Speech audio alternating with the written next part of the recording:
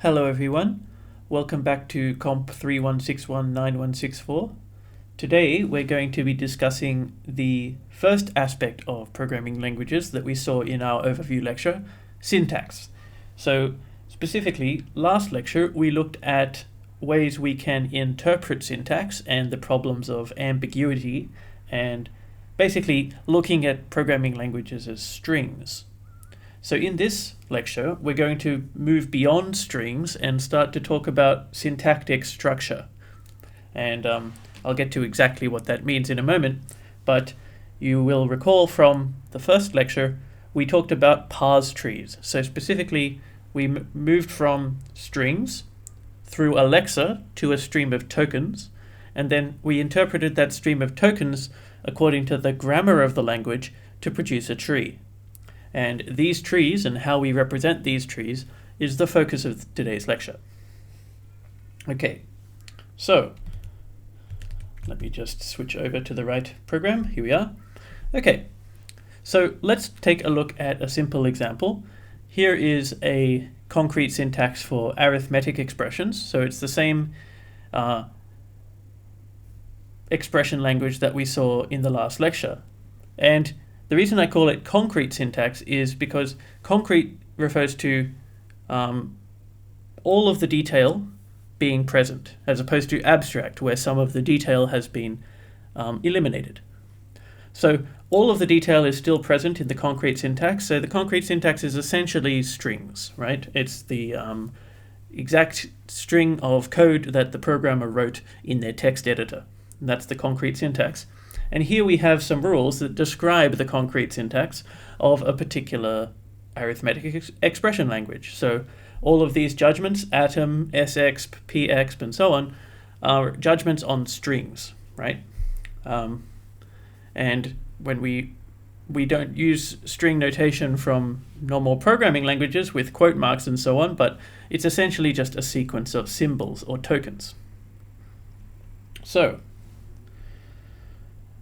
the problem with concrete syntax is that it doesn't really suit our purposes when we want to prove things about programs or implement a compiler for a programming language. And the reason is because there's more detail than there needs to be. We have these three ways of writing, for example, the exact same expression. They're not just semantically equivalent, they are, for all intents and purposes, identical. The only difference is we have some parentheses that are not strictly necessary in some of them.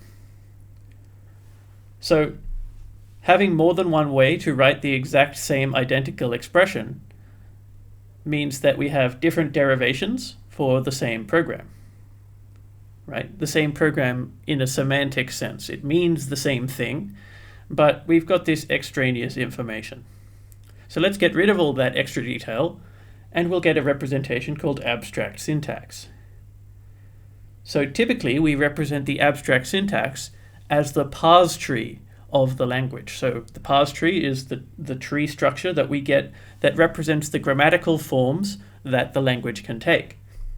So for example, we have a plus expression here. So we have a node, which is like a plus node in our tree, and it has two children, right? One is a 3 node, which is for the left-hand side, and one is a times node, which is the right-hand side, which itself has children 4 and 5.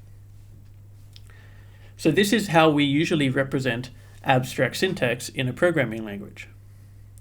However, when we're writing our inference rules or even implementing our programming language in Haskell, say, writing trees like this or drawing trees in our inference rules would be a bit unpleasant, right? So we need to define a language which will embed into our meta logic, right? It'll be part of our meta language, or it'll be Haskell, right? Which we'll use to express trees, right? Abstract syntax trees. So the term language that we'll be using to describe our abstract syntax trees will change a little bit over the course of this lecture, but the first version of the term language that we want to look at is very simple. It just has two main forms. We have symbols, right, which can be things like plus or times, words like that, or 3, right, a number, or anything like that. Basically just any atomic little token. And then we can also have a compound term, which consists of a symbol and then one or more terms in parentheses. So this is called an S expression because it comes from a programming language called Lisp, where they are called S expressions for some reason, historical reasons basically. But essentially it's just a very compact way to write an abstract syntax tree. We could also think of it as Haskell, except we get rid of all of the features of Haskell except constructors for data types and literals. That's another way of looking at it. So for example, we can convert this tree structure, we can write it in a term as plus num3 times num4 num5. So that's the symbol plus here in a compound expression with the argument num3, which is the symbol num in a compound expression with the symbol 3 as its argument, and similarly times is a symbol num, and so on. So we have essentially this tree structure, except represented in one line. So this is the term language that we'll be using to draw trees, right? Rather than draw diagrams every time. And we can then translate this kind of term into a Haskell data type just by looking at all of the compounds that we create and creating a data constructor for each one, right? So that's generally how we will be approaching representing abstract syntax in our meta logic. Okay, so now I have introduced another judgment here, AST, abstract syntax tree, which describes the relationship between, which describes which terms constitute a valid abstract syntax tree for my arithmetic expression language. So I've got numbers, num_i is an AST, the term plus AB is an AST, and the term times AB is an AST. I don't have anything about parentheses or ambiguity or precedence or associativity or anything like that, because this is not a string, right? This is just a term. Whereas these judgments for the concrete syntax are on strings. So what we want to do now, in order to specify how our parser works and how our syntactic analysis will work, we want to connect the concrete syntax and the abstract syntax together. So we want to describe how we can relate these two things. So this requires a new type of judgment that we haven't seen yet. So far, all of the judgments that we've written down have been unary judgments. That is, they describe one thing. So for example, atom here is a judgment that describes one string, right? The string on the left-hand side. And AST is a judgment that describes one term, the term on the left-hand side. So what we want to do is have a judgment that describes more than one thing. And this is called a relation. So you may be familiar with relations as things like sets of pairs or as functions that may have multiple outputs, and there's many equivalent ways of thinking about relations, but the way we think about them in this course is it's just a judgment that relates more than one thing, right? N-ary judgment where n is greater than or equal to 2. So some examples of a relation would be 4 divides 16, right? The word divides here is a judgment that relates 4 and 16, and that's a binary judgment. And then we also have a binary judgment. Male is an anagram of Liam. Here it's describing strings rather than numbers, but it still works. And even you could think of plus and equals together as a ternary judgment, that is, takes 3 arguments. 3 plus 5 equals 8, so it's relating 3, 5, and 8 together. So these are all examples of relations. So we're going to use a relation to relate our concrete and our abstract syntax together. So I'll start with the rules we have for our concrete syntax. That's all of these rules at the bottom here. And here's the example expression that we had. We have these 3 different concrete syntaxes, and they all should correspond to the same abstract syntax on the right-hand side here. So let's just fill in the right-hand side of these rules, where I've left some space, with which abstract syntax tree corresponds to which concrete syntax. So if we look at the top rule here, we can see we've got an integer literal, and whenever we see an integer literal in these examples, that always corresponds to a num node in our abstract syntax tree. So that's what we'll return in our parsing relation. So our parsing relation says that the integer I as an atom corresponds to the abstract syntax num I, right? And that's what this relation means. So this relation is our binary judgment, this symbol here. Okay, and now for times, we can see that we have 4 and 5, which both are num nodes here.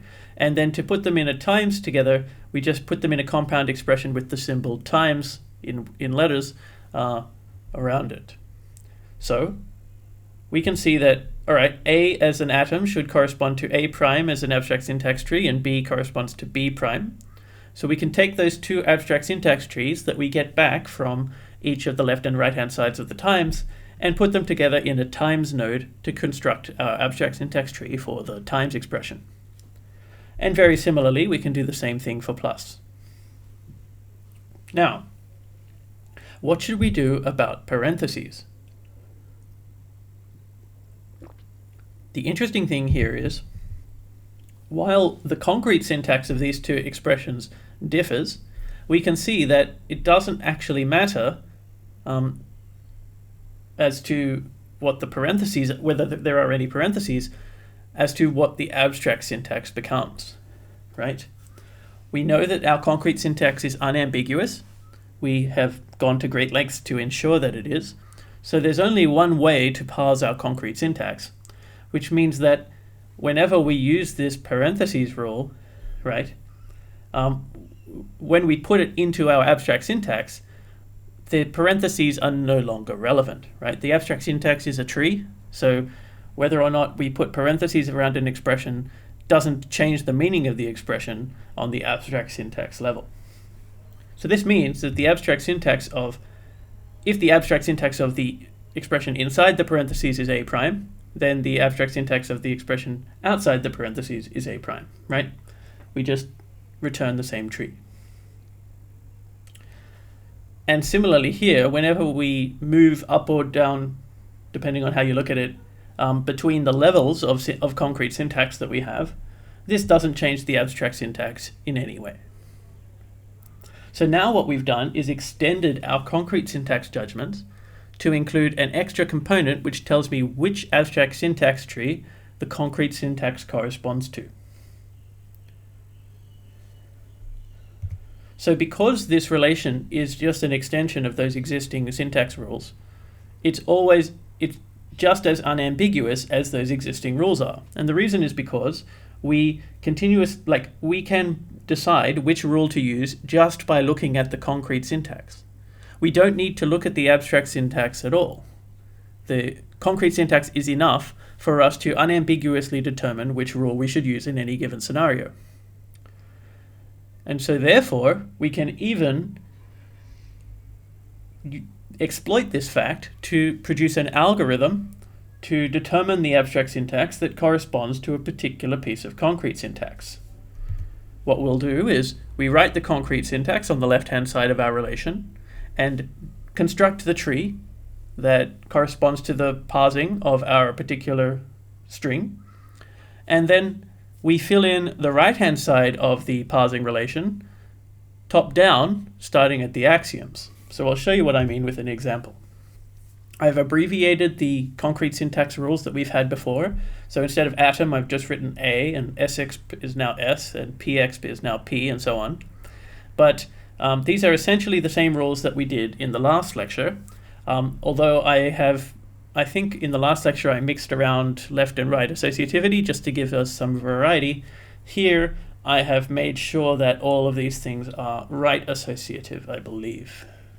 Yes, looks like these are all right associative. It doesn't really matter which one we do because, of course, times and plus are both associative.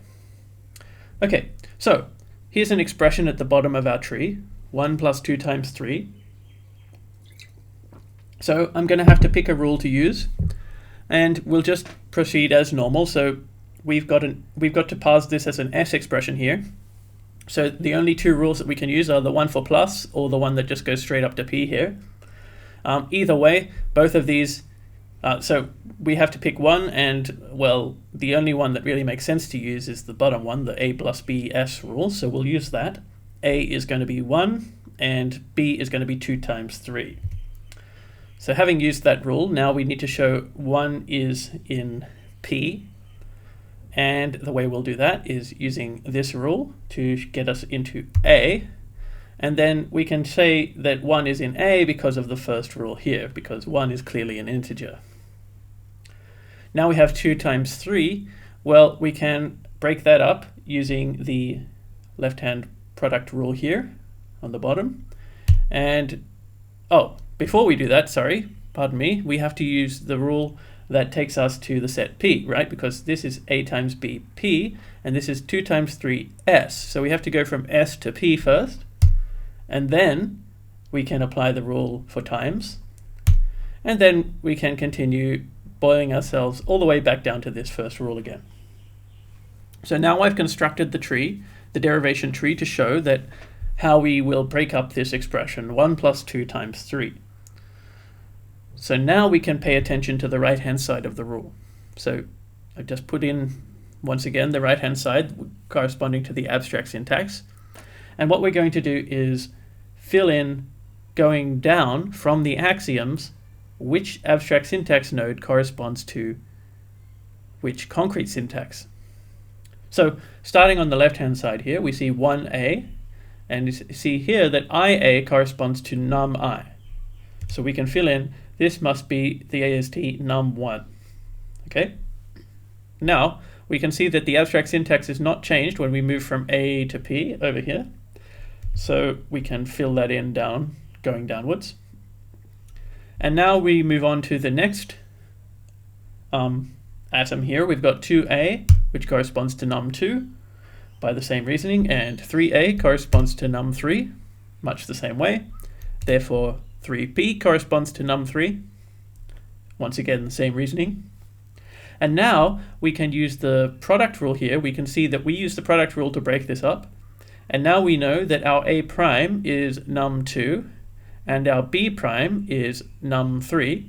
So the overall 2 times 3 here is going to correspond to times of num2 and num3, right? So here's our abstract syntax for that. And that is unchanged by shifting to S, right, because of this rule over here.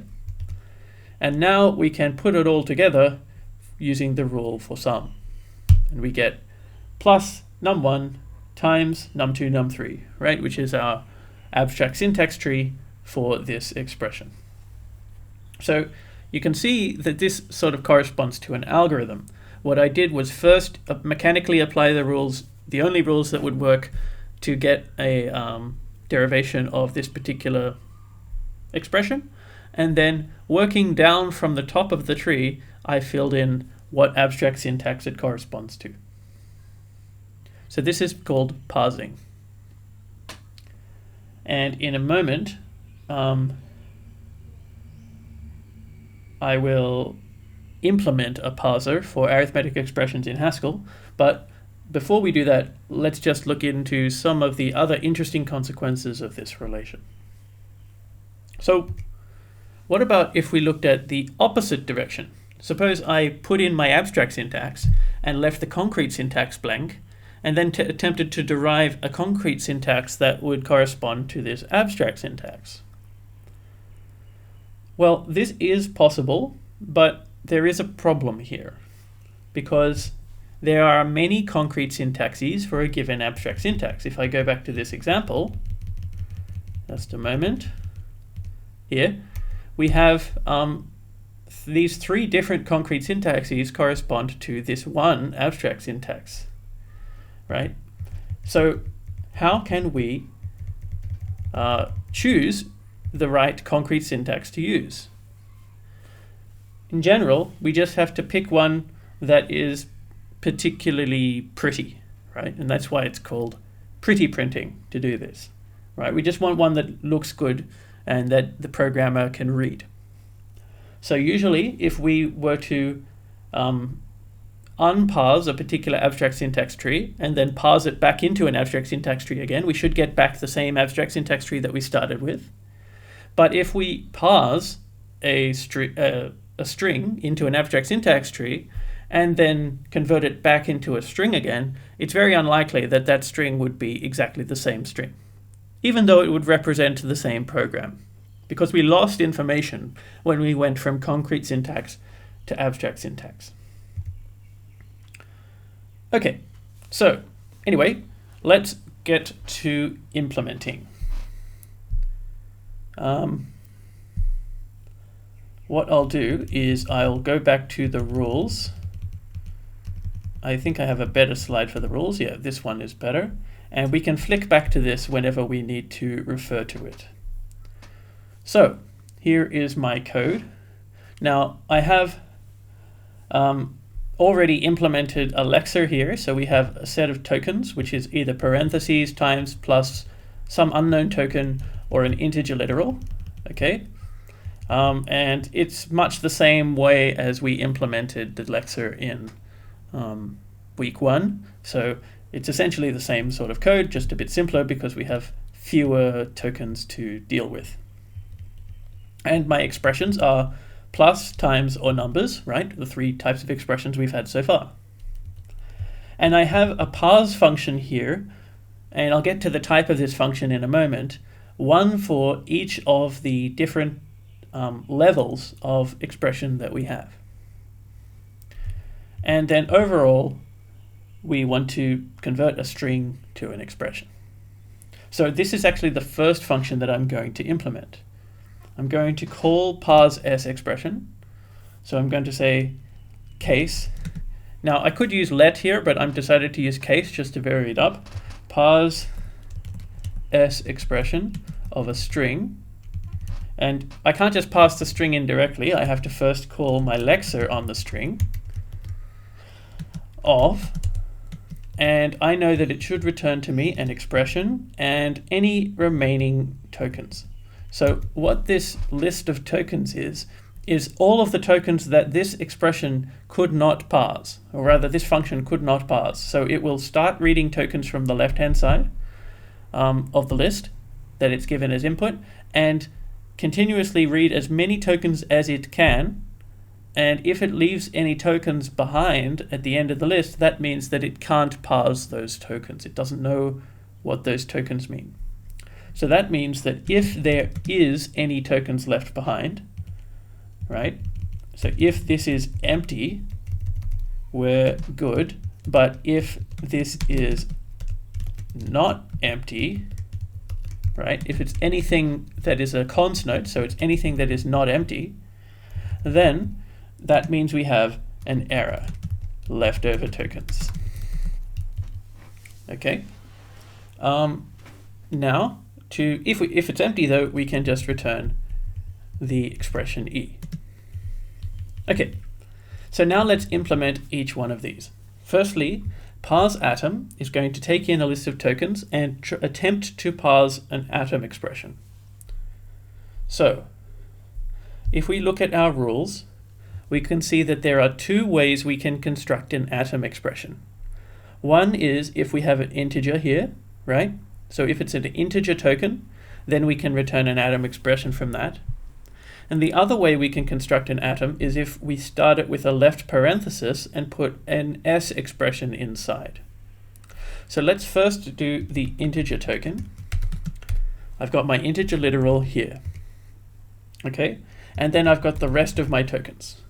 So if I see at the left-hand side of my token list, I've got an integer literal, I can return, okay, yes, I found a number expression here, right? And it is an atom, so that's good. But the rest of the tokens I can't parse. I don't know what to do with anything you put after that. Okay, so that's integer literals, but we also have to deal with the case where it's a left parenthesis. Okay. If we have a left parenthesis and then the rest of the tokens, then we expect the next thing after the left parenthesis, according to this rule, is E. E is as S expression, right? And that S expression could be some number of tokens. We don't know how many tokens that's going to take up. So what we want to do is call parse sexp, right? Case parse sexp of rest, and this is going to attempt to parse an S expression, and it will return me my S expression, which is E, as well as the new rest of the tokens. Now, what do I expect to be at the very beginning of this rest of the tokens list that I got back from parse sexp? Well, after the expression E, I expect to see a closed parenthesis. So I expect there should be an rparen here, okay? And if there is, then that's good. We can just return the abstract syntax, which is just the same as the abstract syntax E, right? So we just return the same abstract syntax, and the rest of the tokens is everything after the right parenthesis. Okay, and if we see anything else, expected close parenthesis, and then here we can say, if there's not an integer literal and it's not a left parenthesis, we can just say something like invalid atom, right? Not the best error messages, but good enough. Okay, so now let's look at pexp. So for pexp, there's two ways we can create that. One is if it's just an atom, right, then it's automatically a p expression. And then the other way to do it is to use a times symbol. And if it's a times symbol, then the left-hand side is an atom, right? So either way, whether or not it's this times rule or it's the regular atom rule here, the first thing I need to look for in my token list is an atom expression. So let's just parse an atom, case parse atom, from our list of tokens, and we should get back our atom expression and the rest of the tokens. Now, there's two cases that we have to deal with here. If it is a times sign at the end of that atom expression, so the atom expression is at the beginning of the token stream, and then afterwards we see a times sign, then that means we expect there to be another p expression afterwards, right? If we look at the rule, it says atom, A, times sign, and then a p expression, which is B. So we'll case, we can just go, we can go case parse pexp of rest. And it would return to us B and rest prime. And if that happens, then we can just return the expression times A, B, and the remaining rest. And if it's anything other than a times sign, then it must just be from this rule here that we are constructing the P expression. And so we will just return the expression A and the rest of the tokens. Okay, so that is for P expressions. Now for S expressions, whoops, here we go. It's almost exactly the same thing, except atom is replaced with P expression, times sign is replaced with plus sign, P expression here is replaced with S expression, and times is replaced with plus. Okay, so now I believe I have implemented the parser. Let's see if I'm right.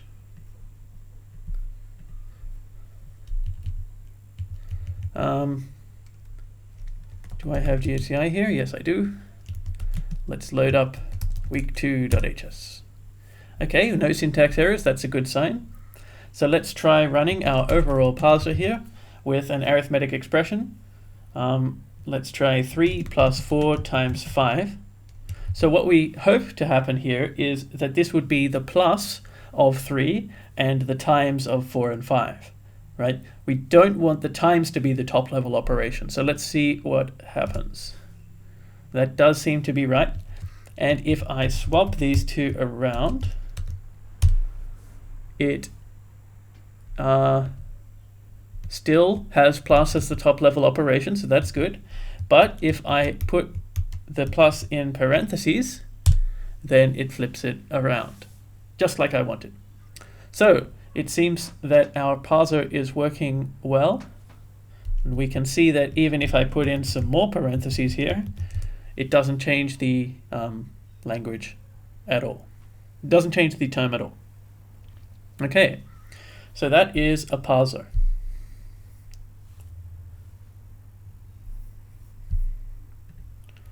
Okay, so we have done that now. So now let's look at a complication that can come up whenever we add variables to our language. I'll just have a drink of water first. Okay, so I've decided to add let expressions to our language, similar to the let expressions you've seen in Haskell, although they're not recursive, right? Let expressions in Haskell are recursive, and we'll talk about that later. But in this arithmetic expression language, x here is only going to be usable inside E2, okay? So we'll say that an identifier, let's just say that this is a type of judgment that we can have from our lexer, right? So our lexer handles whether or not things are identifiers. And we've seen that in week 1. And that's a type of atom as well. And we can now write let, and then an identifier, and then an expression, E1, and that expression will be the value that is given to the variable x, and then it will be available for use inside the expression E2. Okay? So in an example here, let x equals 3 in x plus 4 is clearly going to evaluate to 7, and it's equivalent to 3 plus 4, right? And here, let x equals 3 in, let y equals 4 in is equivalent to the previous expression, right? Okay, so let's get some terminology out of the way. When I introduce a variable's name, when I'm introducing a new variable that didn't previously exist, so I'm saying like let x equal 5, so I'm declaring a new variable, that's called binding occurrence, right? So this is the binding occurrence of x, or the binder of x, right? That's the terminology. And when I use the variable, it's called the usage occurrence, or usage of x, right? And the area in which I can use x, because the area in which x is bound, is called its scope. So you might be familiar with some error messages from unhelpful compilers saying, you know, out of scope, and that's what it means. It just means they're using a variable that has not been bound. So this process is called scope resolution, and usually that's part of the compiler. Even in dynamically typed languages like Python, which tend to merge dynamic and static phases, scope resolution is done statically. There are some languages that do this dynamically, i.e. at runtime, but you probably don't want to do that. Most language designers agree that kind of thing is a mistake. So we usually just handle resolving whether variables are used in the right places at the right times and which variables are used. That's all handled in compile time. Okay, so this is an interesting problem. I appreciate the formatting isn't entirely perfect. I added a little plus x complication here, but hopefully you get the idea. So this is the let expression plus x, right? It's this whole let expression here plus x. So if we ask what does this evaluate to, i.e. if I ran it, what would it produce? Then it looks a little strange because we're saying x equals 2 in x plus x plus x. So what is x going to refer to here? Well, if I evaluate this, the x that these two mentions in the plus here are referring to is the same as the x that is bound to 2. So this inner let expression is going to evaluate to 4. And then the outer let expression binds x to 5, and that's the x that is referred to down below. So overall it's going to be 5 plus 4, and we get 9. So this position here where we've got the two variables x and inside this scope of the inner let expression, we cannot refer to the outer variable x anymore because we've got this inner variable that's overshadowing it. That's called shadowing, right? So this inner let binding here is shadowing the outer let binding for 5.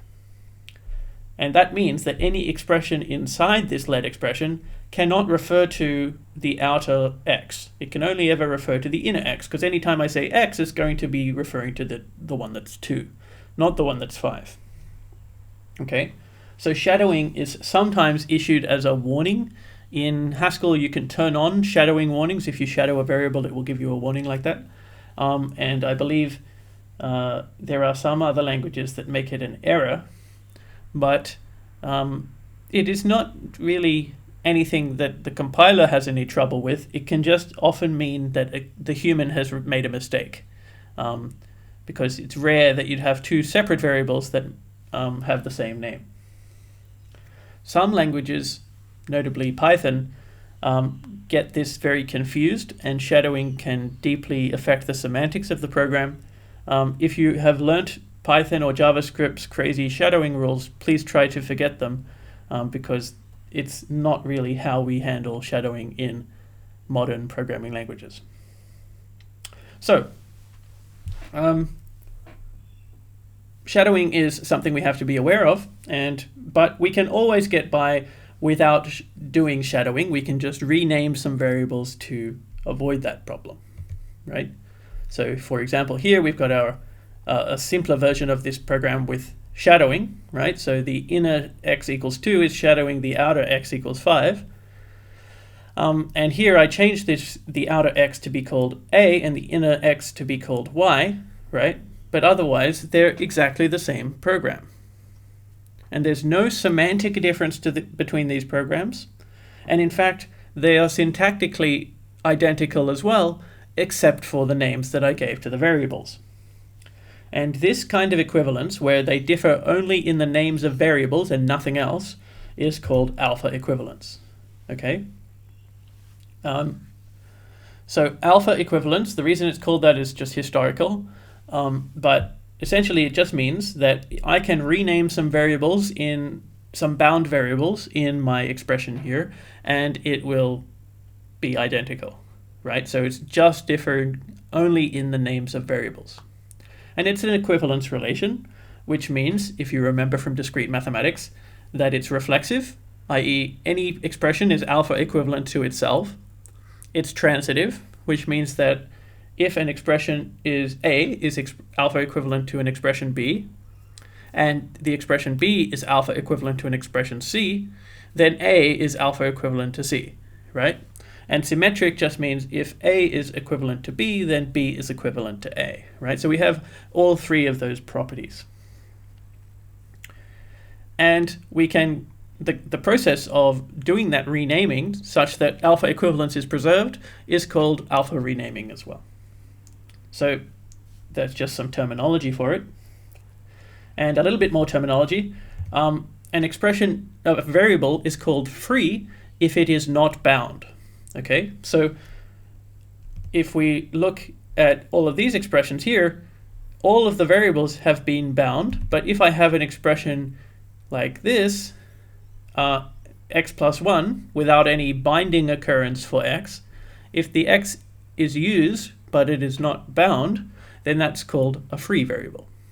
So if I say x plus 1, x is free here, but if I put a let expression around it that binds x to a value, then we call x bound. And this distinction is very important. We want to distinguish between free and bound variables, because when we do renaming or substitution later on, we have to be careful only to rename bound variables, right? So I can alpha rename bound variables. It's if I have this expression here, let x equals 3 in x plus 1, and I rename that x to y, that's fine, right? I've renamed it to y, let's say, so let y equals 3 in y plus 1, and that's not going to affect any other part of the program because I've changed both the binding occurrence and all possible usage occurrences of that variable.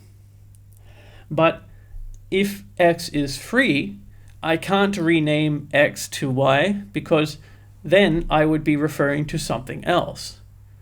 I don't have control over the binding occurrence of x, so if x is free, I can't just rename it, right? So we only ever apply alpha renaming to bound variables, right? Variables that have their binding occurrence in that expression. Whereas when we substitute, we only ever substitute free variables. And I'll show you what I mean. So we have a substitution, which is written as this notation, and you may have seen this if you've done some other theoretical courses. But essentially it's just saying we have the expression e, and I'm replacing the variable x with the term t, right? And by replacing the variable, I mean only the free variable x. So for example, if I have 5 times x plus 7, and I'm replacing x with y times 4, that's the same as 5 times y times 4 plus 7. So this is not string substitution. You note I put in some extra parentheses here. That's because when we do substitutions, we're actually doing it on abstract syntax. I just wrote it in concrete syntax here because it's a bit easier to read. Okay? So, there's some problems with substitution. It's not quite as simple as it sounds. It sounds like you just go through an expression and replace all of the free variables that have a particular name with the term that you're given, right? Just replace x with t. And in general, that is what we do. But there can be some issues here. So here we have two alpha equivalent expressions, right? Let y equal 5 in y times x plus 7. And let z equal 5 in z times x plus 7. So these are identical expressions, and we have this free variable x in both of them, right? They're identical up to alpha equivalence. So if I apply the substitution, x becomes y times 3. Okay, so I'm going to replace this free variable x here with y times 3 on these two alpha equivalent expressions. Then I get these two results. Firstly, on the first one, let y equal 5 in y times 3 plus 7. So here now, these two y's are referring to the very same variable, the one that is 5. But the second expression, which was just alpha equivalent, does not have two y's here. It has only one, and that y is free. And the first one is referring to the z, which is 5. So it is kind of a problem that when we apply this substitution, we ended up with two different, semantically different, meaningfully different programs, even though we would expect that applying the same substitution to alpha equivalent programs should give equivalent results. So this problem is called capture. What happened is we substituted this y here inside the substitution is not actually referring to the y that is bound to 5, right? It's just referring to some free variable y, right? That is outside the scope or outside the area of this expression that we're looking at. So when we apply this substitution and we end up replacing the x here with y times 3, the binder for y, assigning it to 5, shadowed or sort of captured the free y that we were substituting in our expression. So what we need to do is make sure that whenever we do this substitution, if there are any free variables in the term we're substituting for, then we do not bind any of those free variables when we apply the substitution, because then we end up with this first expression here, which is just wrong. It's different from what we intended. So we can avoid capture easily enough. In fact, we did so here, right? We started with if we started with this top expression, and then we saw, oh, capture can happen if I apply this substitution here because I'm binding the same variable that is used free in the substitution. Then I could just rename y here to z and then apply the substitution and everything's fine. So similarly, in general, we can always do that. If we have an infinite supply of variable names, we can just rename some of our variables, some of our bound variables, so that we don't accidentally capture any free variables occurring in our substitution. If we could change the free variable's name, that would also solve the problem, but that requires us to know a bit more about the free variable than just what's in the substitution, so usually that is not what's done. And there's also a few other tricks we can use, which I'll get to in a moment, which make capture impossible, right? You can just apply a substitution and it will just always work. And I'll get to that in a little bit after the break. So I'm going to have a break now, and I'll be back in 10 minutes, but of course, I'm going to cut out the break, so for you it will be instantaneous, and when we get back, we'll discuss how we represent variables inside our abstract syntax. Okay, welcome back everyone. So, we were discussing just briefly how we represent bindings inside our abstract syntax. So now let's extend our arithmetic expression language with both concrete and abstract syntax for let expressions. So for let expressions here, I've just added some new tokens, let, in, and end, right? And because it's wrapped in let and end, I can treat it like parentheses. I can treat it like an atom, right? And then for the abstract syntax level, I have a node for variables, which just contains the identifier that I'm using for the variable name. And let contains the identifier for the variable name that's being bound. A subtree, which is the tree that we are using for the expression being bound to the variable. And another subtree, which is the expression for which the variable is in scope. So here's two examples of some abstract syntax. Here we have let x equal 5. I'm translating to concrete syntax aloud, right? So let x equal 5 in 4 plus x, right? That's how we can read this. And similarly, let y equal 5 in 4 plus y. So this already demonstrates a little bit of a problem with our abstract syntax approach. As far as we're concerned, our compiler should not care should not consider alpha equivalent terms to be equal. Sorry, should not consider alpha equivalent terms to be unequal, right? But if we look at this, it will say, oh yes, the variable names are different, so they're different, right? It will not consider these alpha equivalent terms to be equal. Substitution capture is still a problem here, right? Because of these variable names that we're using, it's possible if we did a substitution that it could get captured. And as I was saying, alpha equivalent expressions are not equal, and if we had to determine if we wanted to determine if two expressions were alpha equivalent, then we would have to search for a renaming of the variables such that they become the same, right? It's not trivial to do this.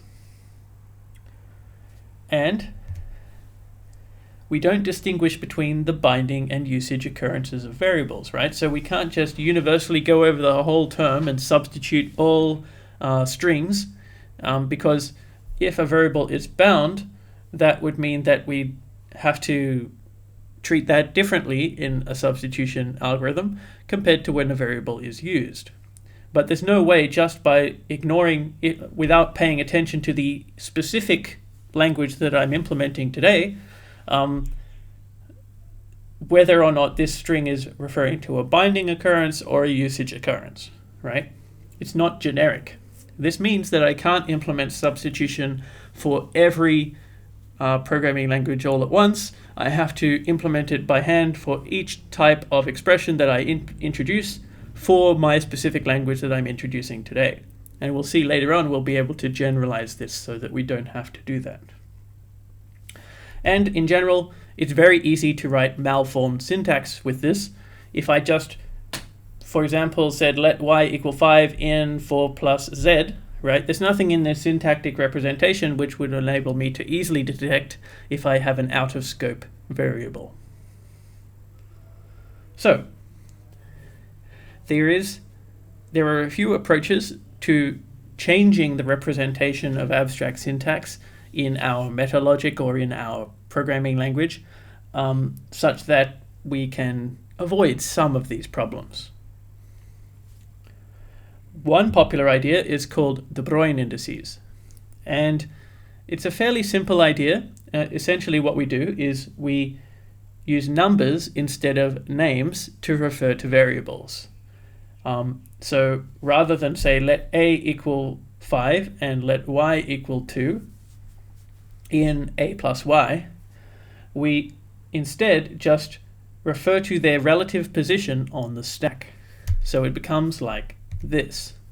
So it's saying let, and we don't use a variable name, we're just saying I'm introducing a new variable and it's bound to the expression 5, num5. And then I'm introducing another variable and it's bound to the expression num2. And then I'm adding var0 refers to the thing on the top of the stack, right? So num2 is the thing that's most recently added to the stack, so it's on the top. 0 refers to the top of the stack, and then 1 refers to the next thing down below that thing 0. So that's going to be referring to 5, like this, right? So essentially, this number that we use to replace our variable names refers to how many let expressions, or how many binders in general, we have to skip over in order to find the binder we want for that particular variable.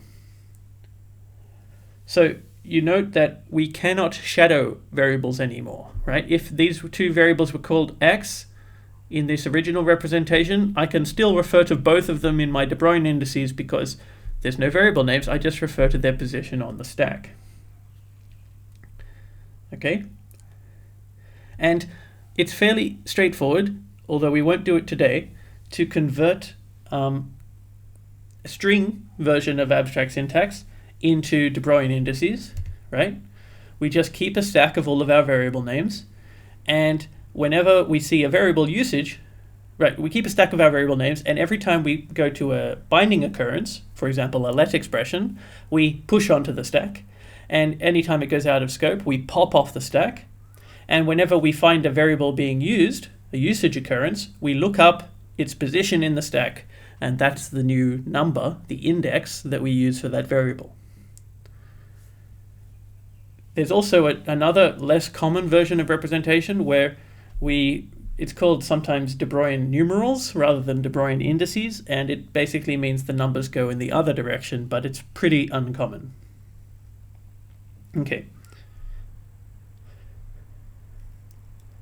So, if we wanted to implement substitution for our language, we avoid capture entirely with De Bruijn indices. So you can see here, it's impossible to capture a free variable that's bound when we can always avoid referring to a bound variable and always refer to the variable we want just by shifting the indices around. You'll see what happens here. So for starters, num, plus, and times. Num, when we apply a substitution, there's no variables in there, so it just remains the same, obviously. And when we apply a substitution to plus or times, it's the same as applying that substitution to the two subtrees inside the node. And if we see a variable, there are three cases. So it's a little bit complicated, but essentially the first case is the most straightforward one.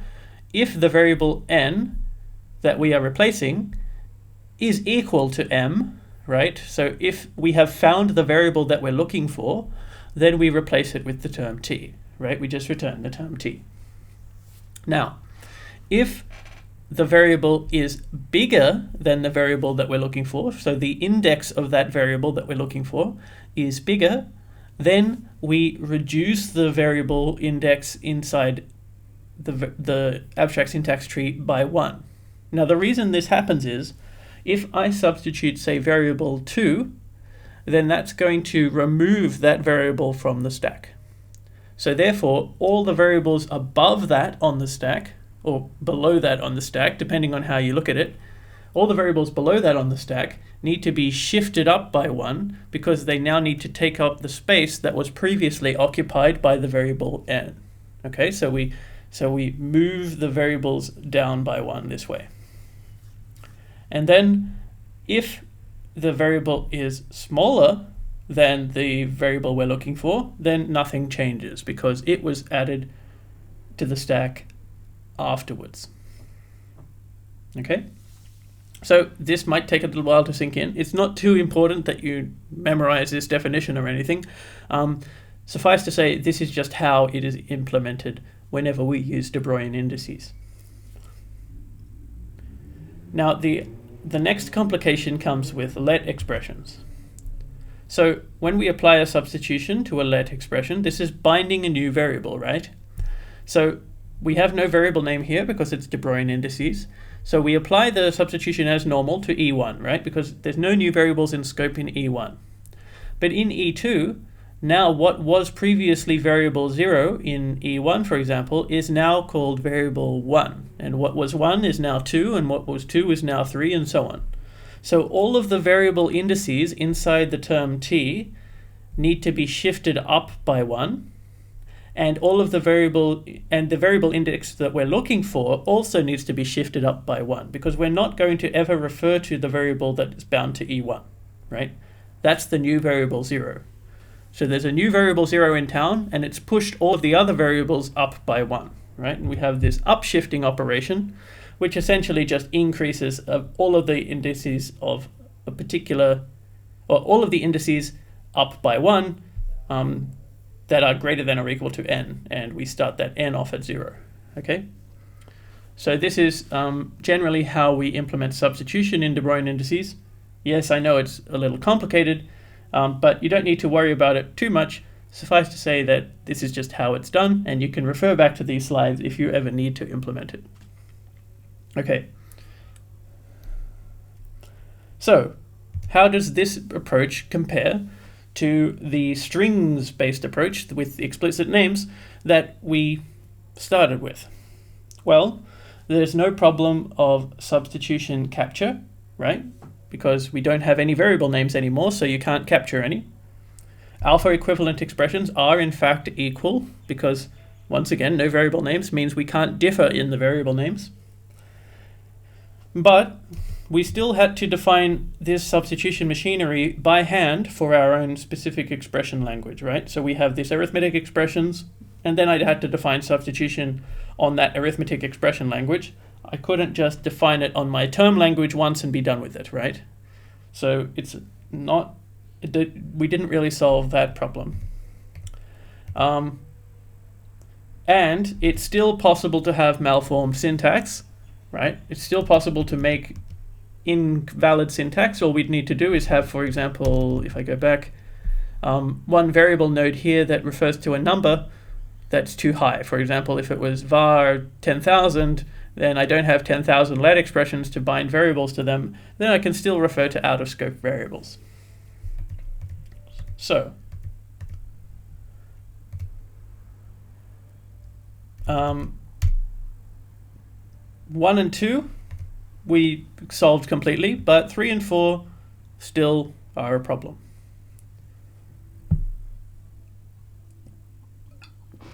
So the next attempt will be to try and change the term language so that we can distinguish in the term language, right, the meta language that we're using to define our language, between the usage occurrence of variables and the binding occurrence of variables. So if you remember all the way back at the beginning when we were discussing abstract syntax, maybe I can go there. Here we go. Somewhere around here we had a term language. Here we are. We defined our term language to just be symbols, or symbols with like a compound with a symbol and some terms. I'm going to generalize this term language now and include a few more features. Okay, so we're going to change our term language to be a symbol, right? We can still just have a symbol as a term, that's fine. We now have variables in our term language, okay? So this is the term language that we're using to define our abstract syntax trees. And then we can apply, so this allows us to do the same sort of compound expressions that we were doing before. So plus num3, num4, this sort of compound expression is in fact the application of num3 to plus, which is then applied to 4. So we say application is left associative, just like in Haskell, okay? And we also have this feature called abstraction. And all this is saying is that the variable x is in scope, or is bound, inside the term t, right? So we are allowed to use this variable x here. So what we're really doing here is moving the problem elsewhere. Instead of having to deal with variables being bound and doing substitutions and so on the language that we're implementing level, the object language level, instead we refer to it, we just move the responsibility for all of that into the term language that we use in our meta logic or in our meta language. So to give you a bit of an example here, a let expression would be a compound with a let applied to a subtree for the expression that we're binding. And then the second subtree, A2, is wrapped in an abstraction that says that the variable x is bound. Okay? So we have bound the variable x in the expression A2. So variables now are no longer pieces of syntax in our object language, right? We don't have these var nodes anymore because they're part of the term language. And similarly, our let expressions do not need to store a variable name inside them or anything because we just use the term language binders to indicate that a new variable is in scope. So if we were to implement our meta language, right, or in the implementation of our meta language, if our meta language is Haskell, then they will still have to deal with substitution and so on. But that's not our problem anymore. What we can do is just use that mechanism that has already been given to us and reuse it, repurpose it for our language. So how would we represent this abstract syntax tree in Haskell? Well, I'm actually going to do it. I'm going to open up a new file here called HOAS.hs, which stands for Higher Order Abstract Syntax.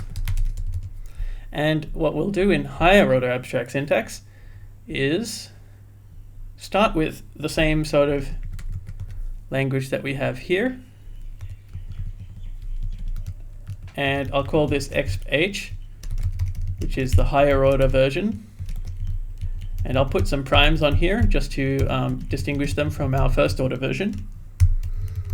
And I'll add my let expressions. And let is going to have a sub-expression for the left-hand side, the abstract syntax tree, which is just the expression that we're binding to our variable. And now we need to have something here, which is an expression that has a new variable in scope. So we want to introduce a new variable. So let's do an example. Let's suppose I have this expression here. Let x equals 3 plus 5 in x plus 1. Oh, let's just go let x equals 3 in x plus 1. Okay, so I want to convert this expression into my higher order abstract syntax. So I'll say let prime, okay, the expression is num3. That's the first part. But here I need to introduce a new variable, and because my term language in this case is Haskell, I need to somehow introduce a new variable here, and then I can write plus num1 and my new variable x, right? So how do I introduce this new variable x? Some of you if you've been studying Haskell in your own time, or if you've seen it before, may have seen this notation in Haskell. So the way we can read this is a lambda, and what this does is introduce a function.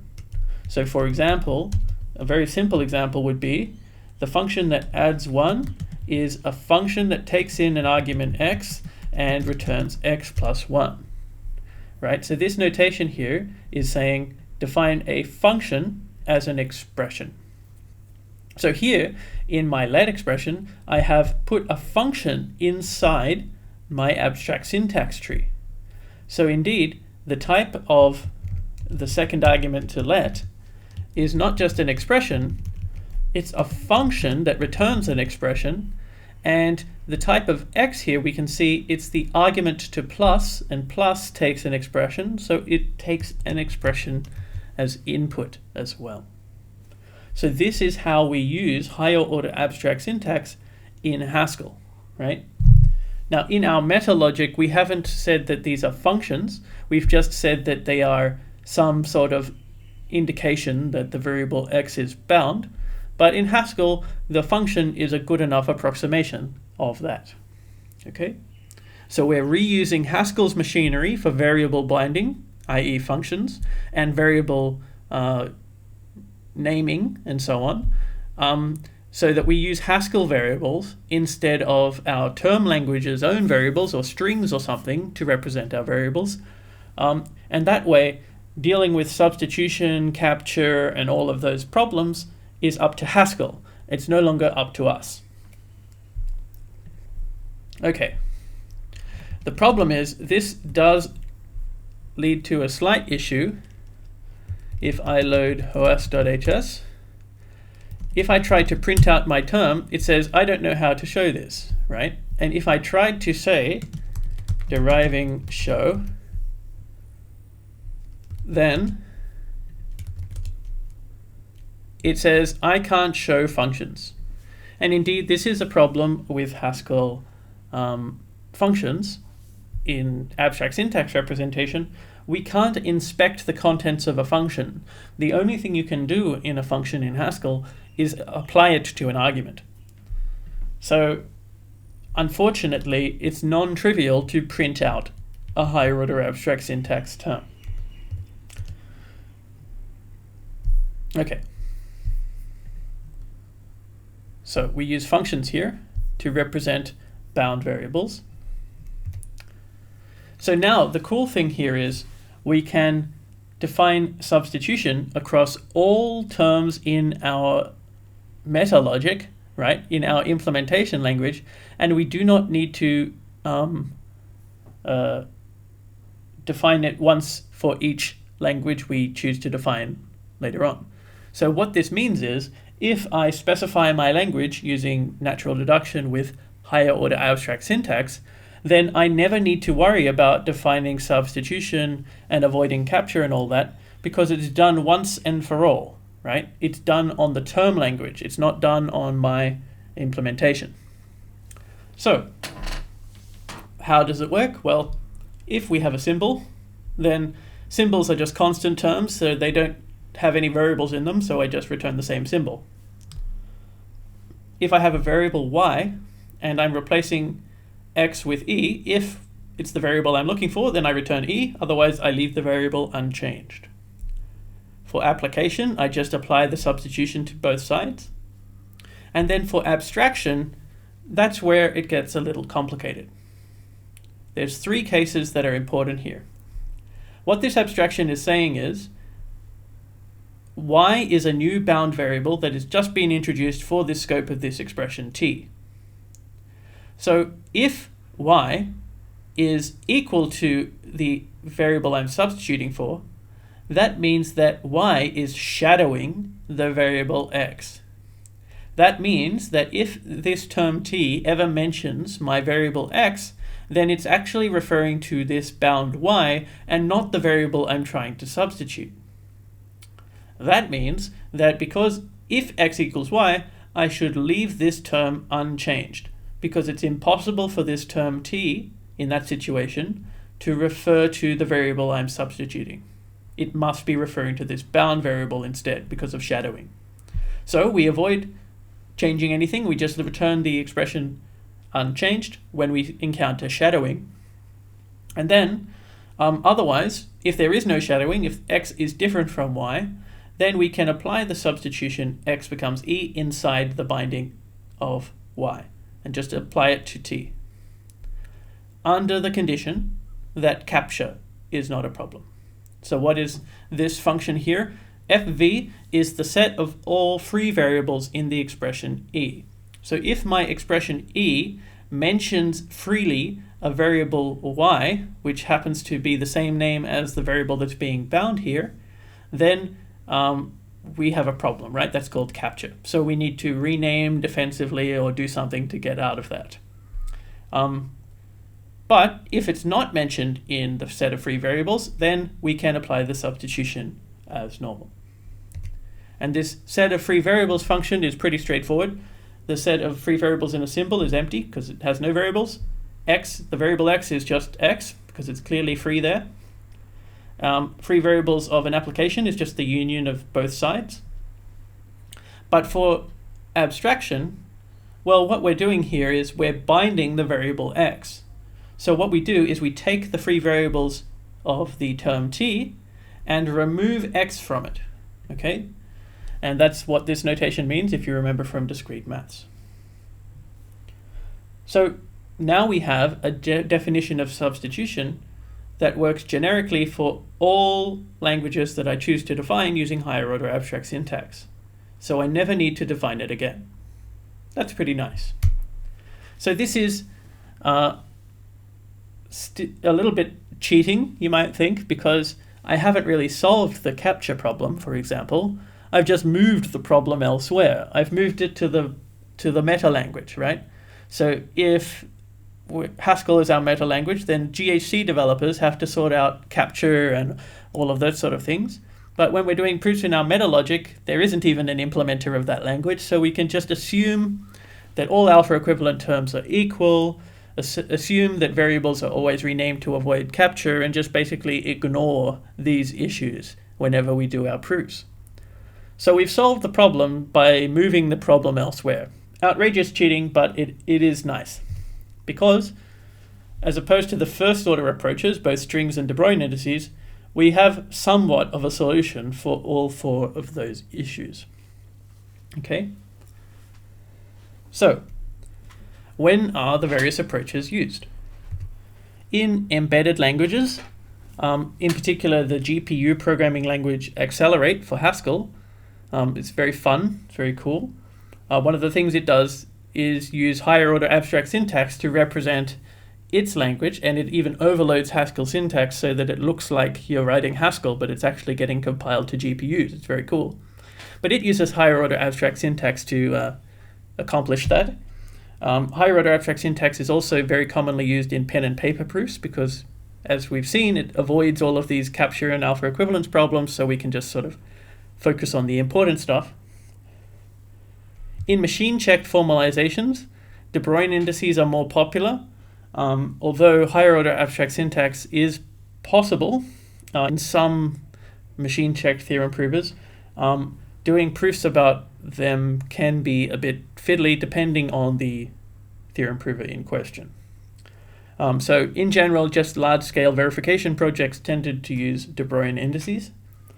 But De Bruijn indices are really more suitable for computers to read than humans. As we've seen, even with these small examples, it gets a little bit confusing with all of these numbers and shifting and so on. So, despite the fact that they solve some problems very nicely, whereas higher order abstract syntax sort of cheats, they can be a bit cumbersome and error prone.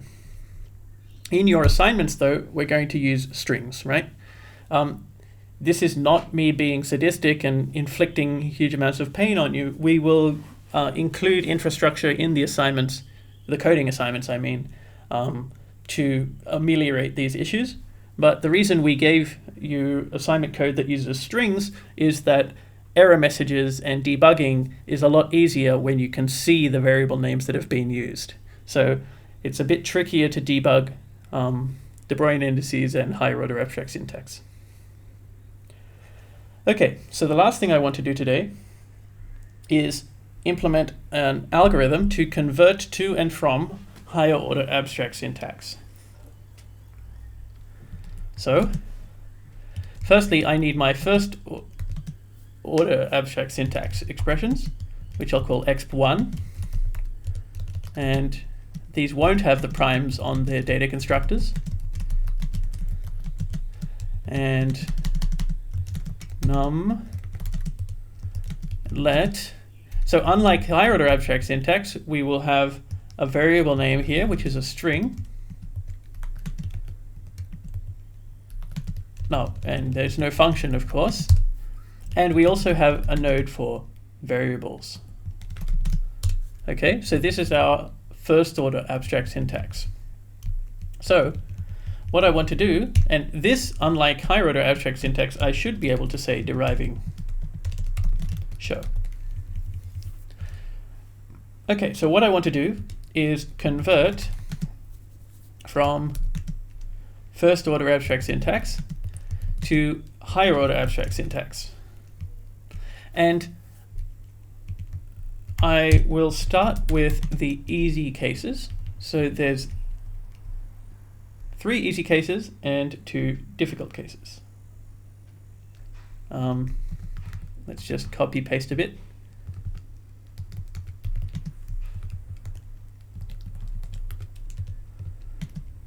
So if I'm converting plus AB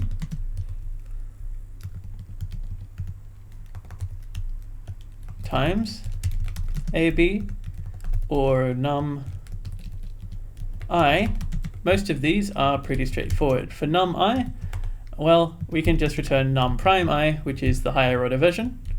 Similarly for times prime, convert A, convert B, plus prime, convert A, convert B. But then what do we do with our variables? If I have let x equal E1 in E2, then I'm going to return a let prime expression, and the expression that I want to bind is convert E1. But now this is going to take an argument, which is an expression which represents the bound variable x. So how would we implement this bit? So what we need to do is similar to the algorithm we described to convert to De Bruijn indices. We need to keep track of what variables correspond to what expression, right? So we'll have a list here, and this list is going to keep track of which variable name corresponds to which higher order abstract syntax expression. So it's a list of pairs, right? So it's saying, it's just basically each pair is saying that this variable name corresponds to this expression. And so we'll call it V's, like this.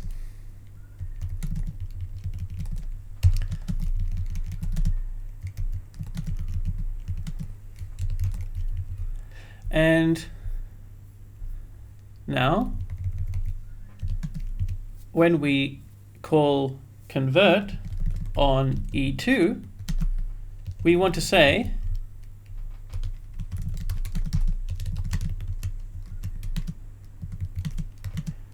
whenever you see a variable, you should look up the expression it corresponds to in your list here. So there's a function in the standard library called lookup, and it returns either just the thing I'm looking for, the expression, or nothing, right? And this is from a data type called maybe, which is just A or nothing, okay? So you should have probably have seen that in various Haskell resources already, but in case you haven't, it's just saying whether or not a value, it just allows us to have an operation that can return failure, right? So if we don't find anything, then this is a particular kind of error, Specifically, it's a scope error. We've used a variable that is not in scope. So note that because when we convert from first order abstract syntax to higher order abstract syntax, we detect scope errors, it's impossible for higher order abstract syntax to have scope errors, right? Because we're using Haskell's variable binding instead. And if we find the expression E, then we just return it. And now when we can call convert on E2, we've got a new variable in scope. We say the variable X corresponds to the expression X prime that we got from the Haskell function here. And that's added on to our list of variables. Okay, so that is our conversion function. Let me just make sure it loads. But using this conversion function, even if I tried to write an example in first order, which is let x is num3 in plus var x num1, right? The same example as example here. I can't actually print it because, once again, printing is not easy to do for higher order abstract syntax. So what I'll do is, to test to see if this is even doing anything remotely like what I want, is I'll write a function called deconvert. And this is going to take a higher order abstract syntax expression and convert it into a first order one. Okay, so deconvert. The problem with deconvert is when we look at a higher order abstract syntax expression, we don't have any notion of a variable name, right? So what we need to do is supply it with some variable names to use. So the way I'm going to do that is just I'm going to pass in an integer, and whenever I use a variable, I'm going to increase that integer, and so my variable names will just be x1, x2, x3, x4, x5, and so on, okay? And for deconverting most things, it's not too bad. So if we've got plus a b, we can just go plus deconvert a, deconvert b, right? Same thing here, but for times, and then deconvert num I is num I. Now we don't have a variable case because this is higher order abstract syntax, we just have let. So let E1 and then a function, right? This is a function in higher order abstract syntax. So what this function is essentially saying, give me an expression to substitute for the variable. But I don't want to substitute an expression for that variable, I just want to convert it back into first order.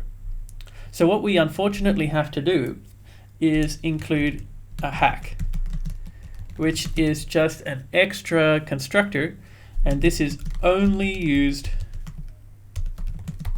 for deconvert.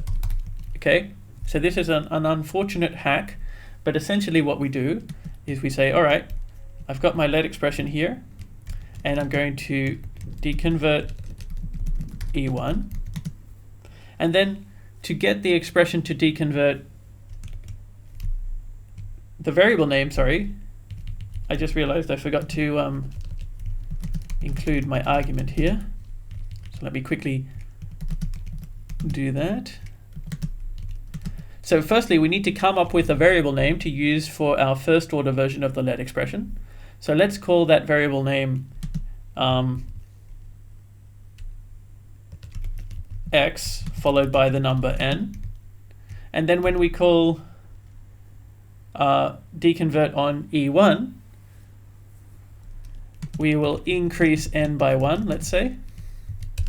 And similarly, when we call deconvert on the result of f, we'll do the same.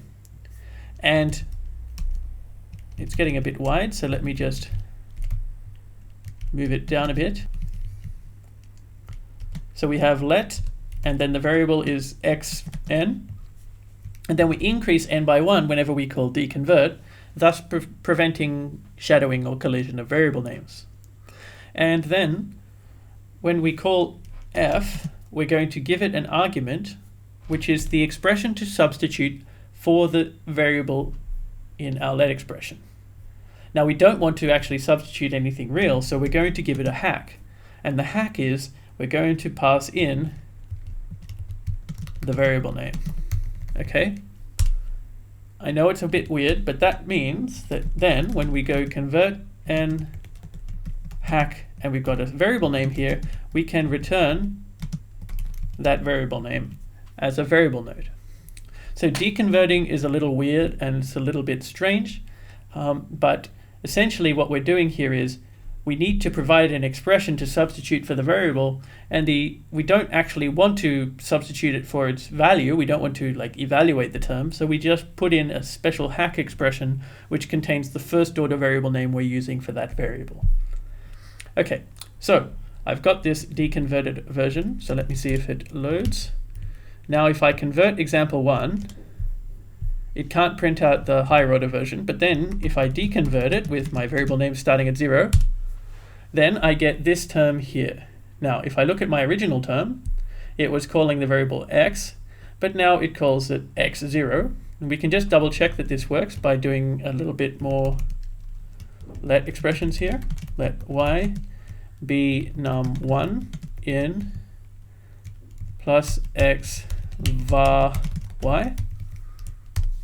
Okay, so now we have two variables in scope there, and now it's the same term, right? Let x0 equal num3 in let x1 equal num1 in plus of var x0 x1. So it's alpha equivalent to my original term, but of course it's a bit different because we lost the information about variable names. I can also deconvert my other example, and I get back an alpha equivalent term there too. Okay, good. So that is all that I would like to talk about today. In the next lecture, we'll be slightly extending our term language one more step, and we'll be turning it into a programming language. And this is going to be the first programming language that we will analyze in this course, and it's a programming language called Lambda Calculus. And then after looking at Lambda Calculus, we'll be looking at how to give programming languages semantics. Okay, see you in the next lecture.